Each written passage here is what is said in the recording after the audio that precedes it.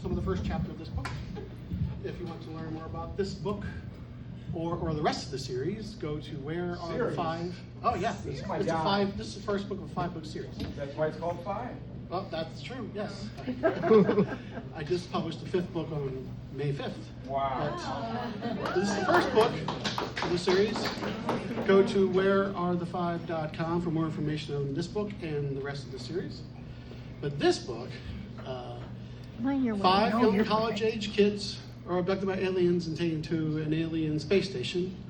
This advanced alien race called the Deluveran, they run this annual contest with 5 young people from 5 different planets. And the winning team of the contest gets a solution to their planet's greatest crisis. And so the 5 main characters are Wyatt from St. Louis, and he is the strategist. Each member of the team has a particular talent. And there's Chloe from London, who is the fighter-musician combo. There's Alice from Oregon, who is a linguist, and Jamar from Philly, who is a scientist, and Chase from Toronto, who is the thief. So each of the first 5 trials of this contest correspond to each of their particular talents. And so the passage I'm going to read, they're about to do the 3rd trial. But unfortunately, Chloe is not with them when the trial begins because she got badly beaten up by the main villain of the story, this evil guy named Slink. So they're very nervous because the alternate they gave them to do this trial with them doesn't know how to play music very well. But they provided with an alternate from the alien race to the Deluveran, this person named Farsted. So they're very nervous about the start of this trial. And one more thing, the 2 characters, Chase and Alice, they had just begun a secret fling that they're going to do. So, Well, it's not a secret anyway, now, I guess. here we go. Tensions were high the next morning. After breakfast, they met Farsted at another special section of the Arkansas station. It looked a lot like the first trial's hallway of labs, only this time they were only hollow suites. Why do you have to play the same instrument Chloe did? Wyatt asked Farsted. This is the rule, Wyatt, they replied. I wouldn't be a true alternate if I played a different instrument. When hockey players are substituted back on Earth, they don't have to play with the same stick as the person they're replacing. It's their rule, Wyatt, Alice said softly, trying to calm him down. We have to deal. But how are we going to deal with this, Jamar said. This will be an unmitigated disaster. Hey, Farsted said, I have been working hard in all the spare time I have to master the violin. I've gotten better. Well, I haven't, Chase said. Alice shot him, I'm going to kill you, look as discreetly as she could. Sure. Okay, wait, hold on. Farsted looked at Chase. Gotten better at what? Chase looked at Alice and then at Farsted. Never mind. So, are you going to show us how much better you've gotten? Sure, Farsted exclaimed. The team entered their room. It was mostly dark. There was a spotlight on a violin case. Farsted grabbed the violin case, opened it up, and got the violin out. They played a few notes. The humans had to admit that it wasn't the worst musical notes they'd ever heard, but it was still a far cry from competent playing, which was quite apparent when they would accidentally produce an obnoxious, way-off sounding tune. Farsted, frustrated almost as much as they were, put the violin back in its case. They turned back around to the humans. Like I said, I'm doing the best I can. Then the lights in the room brightened up. With the high walls around them, it looked like a baseball stadium, sans spectators. Welcome to the 3rd trial, a voice boomed over hidden speakers. A small army of Zeradon will soon attack. But if your musician knows what they are doing, they will lull the Zeradon into a state of distraction. If your musician really knows what they are doing, the Zeradon attackers will not only be distracted, they'll barely be able to fight at all. Then your musician, who should be also be adept at hand-to-hand combat, will fight as many of them as they can, and the other teammates will assist with whatever weapon they are comfortable using. This is a simulation, by the way.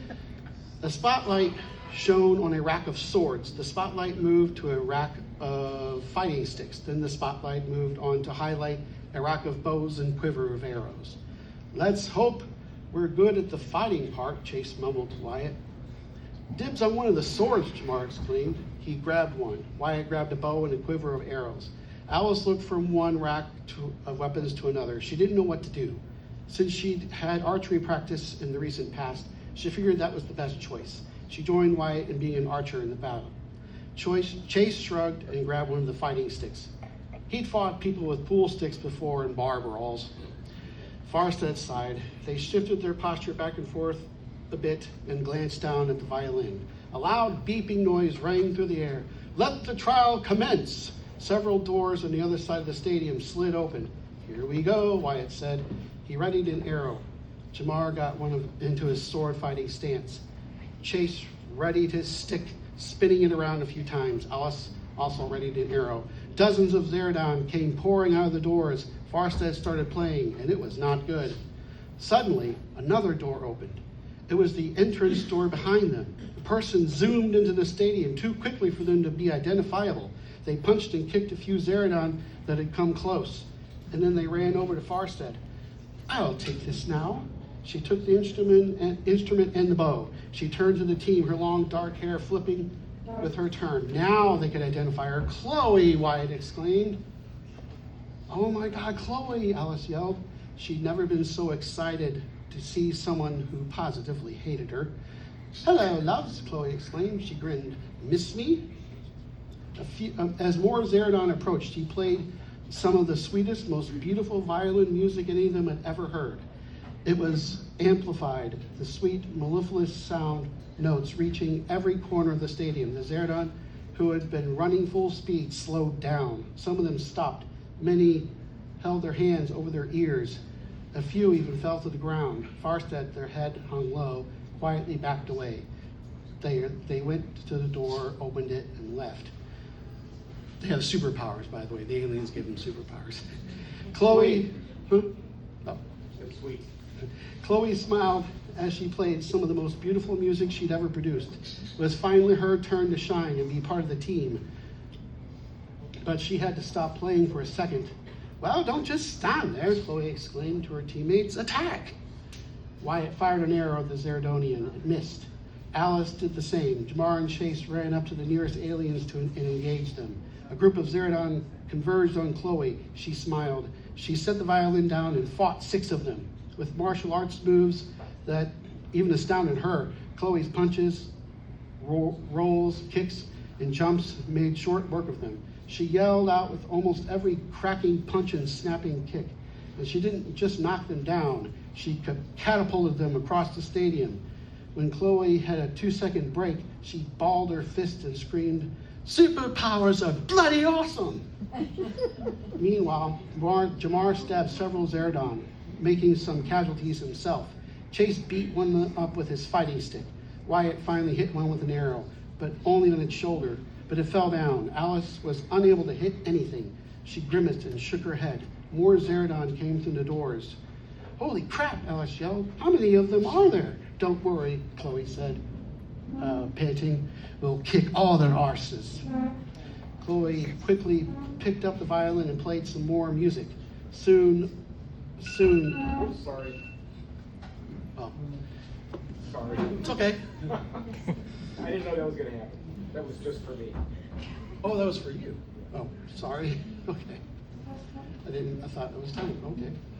But about another minute or so. Okay, sure. All right, when some of them got close to her again, she kicked tons more ass, this time still holding the violin with one of her hands. "She could literally do this with one hand tied behind her back," Wyatt yelled. He shot another arrow. This time he hit a Zeradon right in its chest. Didn't penetrate very far into its body armor, though. "This is my favorite trial," Jamar exclaimed. "Even more than mine." One of the Zeradonians had a sword, too, albeit a longer, more lethal-looking one. Jamar engaged him in an epic sword fight. As Chloe observed that, she really hoped the station's holodeck had safety filters in place. Chloe did finally put the violin down and attacked with both hands again. The aliens could barely touch her, only rarely landing a punch or kick on her. One of the hardest punches launched one alien about 50 meters into the air. A moment later, 3 aliens came at her at once. Chloe spread a grin across her face. In a fraction of a second, she grabbed one of them, slammed him into another, and launched them across the stadium. She then sent a third one to the other side of the stadium with a roundhouse kick. Chloe stopped for a few seconds to see how her teammates were doing. She saw Alice carefully aim an arrow. "You're gonna get one this time," she said. "Concentrate, concentrate, you can do this." Twang, she shot an arrow through the air. It hit one in the side. "I got one," she yelled. "Good show, love," Chloe exclaimed. Alice smiled at her. Chase knocked one unconscious with a good swift blow to its head. Jamar continued his heated sword battle. Then something shocking happened. The alien stabbed him. Really stabbed him. It got him in the left forearm. It was quite a deep stab, a real stab, and Jamar quickly rolled away from it. He bled from his wound as his face twisted up in a look of pain. "Holy crap, guys," Jamar yelled. "They can really kill you." He dropped his sword, holding onto his bleeding wound with his other hand, ran away. "What?" Wyatt yelled, "but I thought..." "Don't worry, Jay." Chloe ran over, avoiding several stab attempts, kicked and punched the sword-wielding alien out. Azeradon fired a phaser rifle blast at Alice. It blew a hole in the stadium wall way too close to her head. She screamed. Ambassador Carrick was witnessing the live feed of the battle, as well as with others from the control room with many other staff.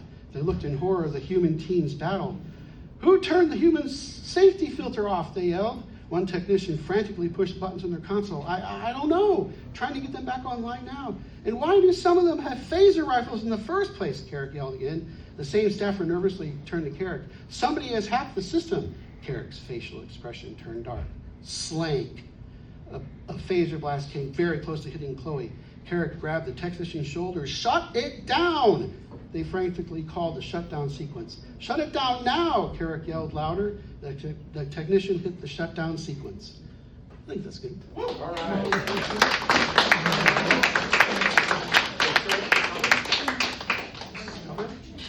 So it's 5 by Jeremy Pratt, Pratte.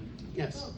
And I guess you buy it online, wherever you want. Yeah, you get it on Amazon. Whereareth5.com have links where you can click and buy and go to the Amazon page. Great, thank you very much. I read a lot of that stuff.